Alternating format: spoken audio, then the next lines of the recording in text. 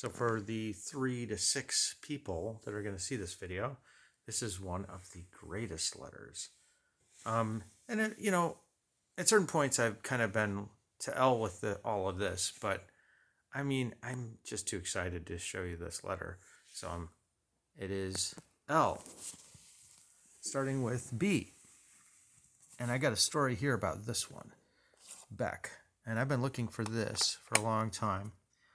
And it finally came up from somebody who I don't think knew what it was. But it turns out that the serial number was just a bit different on this Beck album. It does have MTV, but it's got the longer version of, I think, this one, or maybe it was Pay No Mind or something. And anyway, it's a very long story so I'll try to get it shorter because, anyway,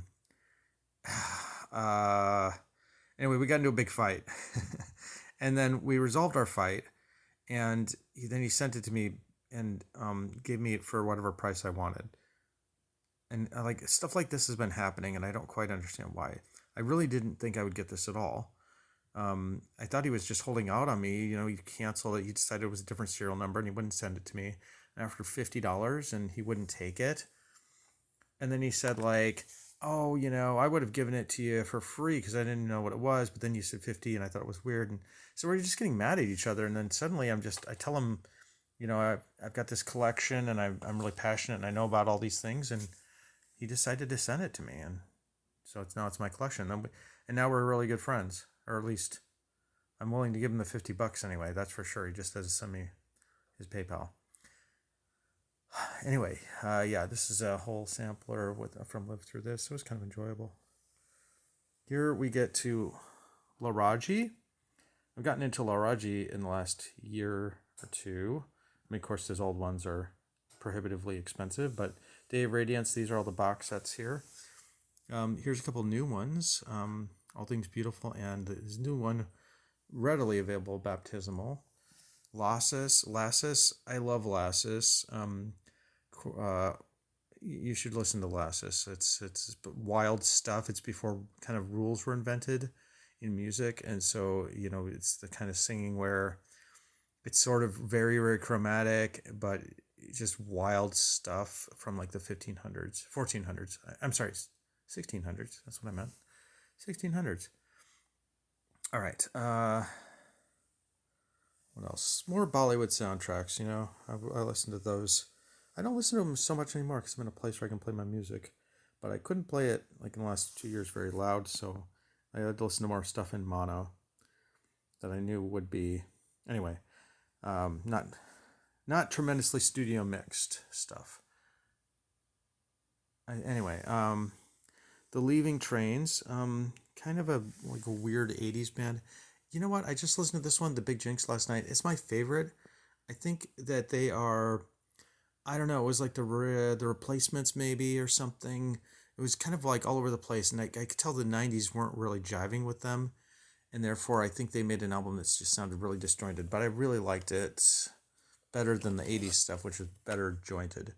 Here's a Led Zeppelin single from Ampex. Really great. I think 70s there. Live 88, Zeppelin, that ill-fated reunion thing. The Left Bank. Oh yeah, the Left Bank they're so great. And I love this one. This is an original Left Bank 2. What's the big song in here? Let me just look real quick. Well, I don't even know, actually. But it was a really good album. Yeah, they got the 16-year-old genius in that band. So great. The Left Bank from the 60s. The promo of It's a Shame About Ray and Come On Feel. I like that they did a little bit of more creative thing with the It's a Shame About Ray. And Lennon Plastic Ono Band of the first release. I've got all the original UK versions of things like this. In fact, I think I've got another one of these somewhere. I think in the original collection. But anyway, we haven't really got to the really great stuff from L's yet. Well, except for that Beck, which is not under L, of course. Huey Lewis and the News, the Mobile Fidelity, that sounded I like all Mobile Fidelity Sound Labs albums. Great. Live at the Knitting Factory. Live from 6A is a Conan O'Brien. Live things. Living Color Stain. I kind of liked that album in high school. You know, why not? Living Color trying to go more metal or grungy or something, and ill-suited for it. Lois, I just listened to this. It was live. Lois plays a lot of guitar chords that I kind of like. They're very dissonant. I literally just listened to that one just now. But now we get to like the best part of the L's, and I got 4 minutes left to talk about it. The first Love album. Oh, wow. Love. The original Love. A very nice Ampex version of this. A brand new, when I got it at least, version of Forever Changes, Ampex version. It's still a little bit of these bubbles, you know, but it was sealed. We also have another version of Forever Changes from the UK. Another version, I think, subsequent release, and a version from the UK again. Love Masters. I can't, it's light. Okay, well, anyway. Love Masters. Love Sculpture. That's a band I kind of like. They have like kind of a, I don't know, they're from 69. There's a whole bunch of stuff I got from 69 recently, or within the last year, that is. But here we go with the really, the gems here. Love's Lies Crushing. That's very rare. And my low albums. I Could Live in Hope. The Transmission EP, which I looked for I don't know, 5 years. The Curtain Kids Cast, which I got around the same time.